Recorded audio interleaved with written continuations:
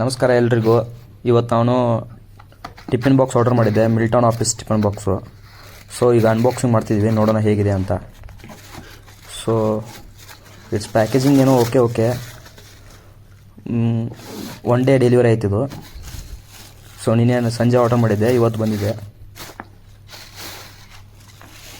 So ನೋಡೋಣ ಬನ್ನಿ ಹೇಗಿದೆ. ಸೊ ಪ್ಯಾಕೇಜಿಂಗ್ ಎಲ್ಲ ಚೆನ್ನಾಗಿದೆ, ಮೇಲ್ಗಡೆ ಒಂದು ಕವರ್ ಇದೆ. ಸೊ ಚೆನ್ನಾಗಿದೆ. ಇದು 800 ಚಿಲ್ಲರೆ ಬಿತ್ತು ಅಮೌಂಟು. ಸೊ ಟೋಟಲಾಗಿ 3 ಮೇನ್ ಬಾಕ್ಸಸ್ ಇದ್ದಾವೆ. ಒಂದು ಮೊಸರು ಇಟ್ಕೊಳ್ಳೋಕ್ಕೆ ಚಿಕ್ಕ ಬಾಕ್ಸ್ ಇದೆ, ಅದ್ರ ಜೊತೆ ಒಂದು ಬಾಟ್ಲಿದೆ. ಸೊ ಟೋಟಲ್ 3 ಮೇನ್ ಬಾಕ್ಸು, ಒಂದು ಚಿಕ್ಕ ಬಾಕ್ಸು ಮತ್ತು ಅದ್ರ ಜೊತೆ ಒಂದು ಬಾಟ್ಲು. ಇನ್ನೂ ಸ್ಪೂನ್ 2 ಇರಬೇಕಿತ್ತು, ಬಟ್ ಅದು ಬಂದಿಲ್ಲ. ಸೊ ಈ ಬಾಕ್ಸಸ್ ಎಲ್ಲ ನೋಡಿ ಯೂಸ್ ಮಾಡಿದ ಥರ ಇದೆ. ಸ್ವಲ್ಪ ನೋಡಿ, ಸ್ವಲ್ಪ ಗಲೀಜು. ಸೊ ಆ್ಯಕ್ಚುಲಿ ಇದನ್ನು ಏನು ಅನಿಸ್ತಿದೆ ಅಂದರೆ ಯಾರೋ ರಿಟರ್ನ್ ಮಾಡಿದ್ದಾರೆ ಅಂತ ಅನಿಸ್ತಿದೆ. ಸೊ ಡೈರೆಕ್ಟ್ ಅದನ್ನು ನಮ್ಗೆ ಕಳಿಸಿದ್ದಾರೆ ಇನ್ನೊಮ್ಮೆ. ಸೊ ವಾಟರ್ ಬಾಟಲ್ ಓಪನ್ ಮಾಡು. Okay, this water bottle.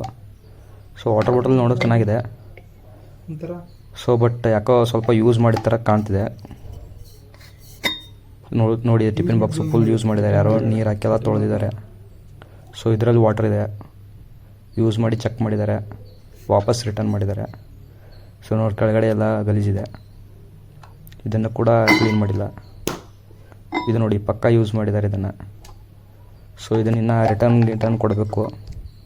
So ಇದನ್ನು ಎಕ್ಸ್ಪೆಕ್ಟೇಷನ್ ಮಾಡಿರಲಿಲ್ಲ ನಾವು. ಇದು ನೋಡಿ, ಇದ್ರ ಮೇಲೂ ಗಲೀಜಿದೆ, ಇದು ಕೂಡ ಗಲೀಜಿದೆ. ಸೊ ಈ ಬಾಕ್ಸಸ್ ಏನು ಅಡ್ವಾಂಟೇಜ್ ಅಂದರೆ ನಾವು ಮೈಕ್ರೋವೇವಲ್ಲಿ ಇಟ್ಟು ಕೂಡ ಕಾಯಿಸ್ಬೋದು. ಇದನ್ನು ಇಲ್ಲಿ ಕೊಟ್ಟಿದ್ದಾರೆ ನೋಡಿ, ಮೈಕ್ರೋವೇವ್ ಯೂಸ್ ಮಾಡ್ಬೋದು ಅಂತ. ಸೊ ಬಾಕ್ಸಸ್ ಏನು ಚೆನ್ನಾಗಿದೆ, ಕ್ವಾಲಿಟಿನೂ ಚೆನ್ನಾಗಿದೆ.